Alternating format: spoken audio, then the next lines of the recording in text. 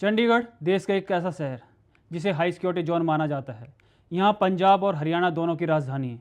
केंद्र शासित प्रदेश का प्रशासन संवेदनशील सरकारी संस्थान है और हर बड़े प्रोटेस्ट पर मल्टी लेयर सिक्योरिटी प्लानिंग की जाती है।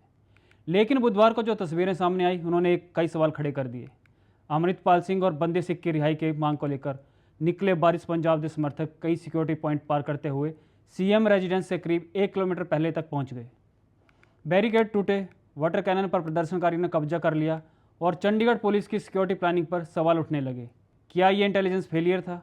क्या पुलिस कोऑर्डिनेशन कमज़ोर पड़ा या ग्राउंड सिचुएशन अचानक पुलिस के अनुमान से बाहर चली गई?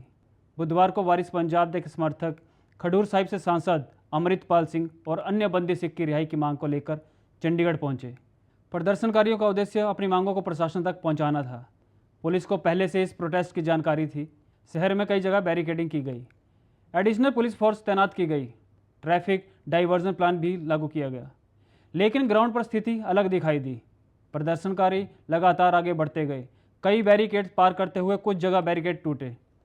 पुलिस ने वाटर कैनन का इस्तेमाल किया। सोशल मीडिया पर सामने आई वीडियो में एक प्रदर्शनकारी वाटर कैनन व्हीकल पर चढ़ा हुआ भी दिखाई दिया। यहीं से सवाल उठना शुरू हुआ, आखिर इतनी तैयारी के बावजूद प्रोटेस्टर आगे कैसे पहुंच गए? सबसे पहले चंडीगढ़ की संवेदनशीलता को समझना जरूरी है। ये सिर्फ एक शहर नहीं बल्कि 3 प्रशासनिक इकाइयों का केंद्र है। Union territory administration, Punjab government, Haryana government, इसके अलावा हाई कोर्ट सेक्रेटरीट और कई महत्वपूर्ण सरकारी कार्यालय यहीं स्थित है।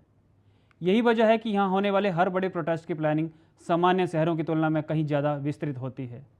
अब बात करते हैं पंजाब के फॉर्मर डीजीपी एपी पांडे की। दैनिक भास्कर से बातचीत में उन्होंने इस घटना को लेकर महत्वपूर्ण बातें कहीं।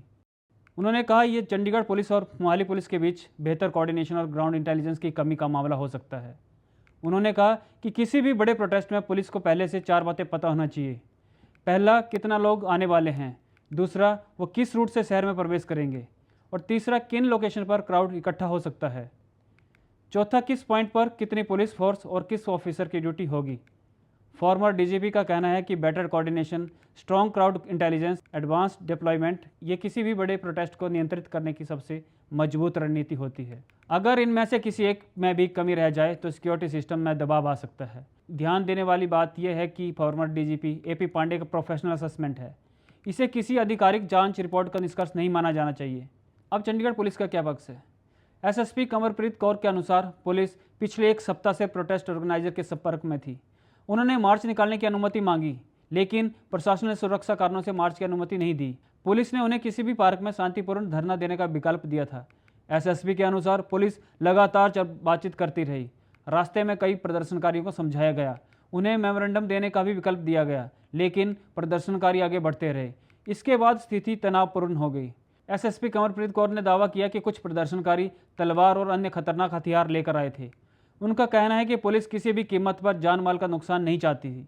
बॉर्डर पर हुई झड़प में कई पुलिस जवान घायल हुए। उन्होंने ये भी कहा कि पूरी घटना की वीडियो रिकॉर्डिंग की गई है। अब उन वीडियो की जांच की जा रही है। यदि किसी ने कानून तोड़ा है तो उसके खिलाफ कार्रवाई की जाएगी।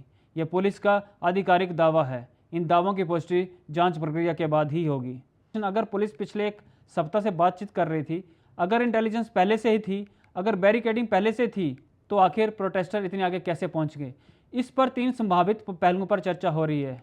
पहला, ग्राउंड इंटेलिजेंस अपेक्षा से कमज़ोर रही। दूसरा, क्राउड साइज का सही अनुमान नहीं लगाया गया। तीसरा, रियल टाइम कोऑर्डिनेशन में कहीं कमी रह गई। लेकिन इनमें से कौन सी वजह सही रही, इसका जवाब अभी किसी आधिकारिक जांच ने नहीं दिया है। इस पूरे घटनाक्रम से एक बात जरूर सामने आती है, जब भी किसी संवेदनशील शहर में हाई रिस्क प्रोटेस्ट होता है तो केवल पुलिस फोर्स बढ़ाना ही पर्याप्त नहीं होता। Accurate intelligence, real time coordination, advance planning और प्रोफेशनल क्राउड मैनेजमेंट, इन चारों का मजबूत होना बेहद जरूरी है। फॉर्मर डीजीपी एपी पांडे ने भी इसी की ओर इशारा किया। वहीं चंडीगढ़ पुलिस का कहना है कि उसने लगातार बातचीत की, वैकल्पिक व्यवस्था दी और कानून व्यवस्था बनाए रखने की कोशिश की। अब ये तय करना है कि कहीं चूक हुई या नहीं।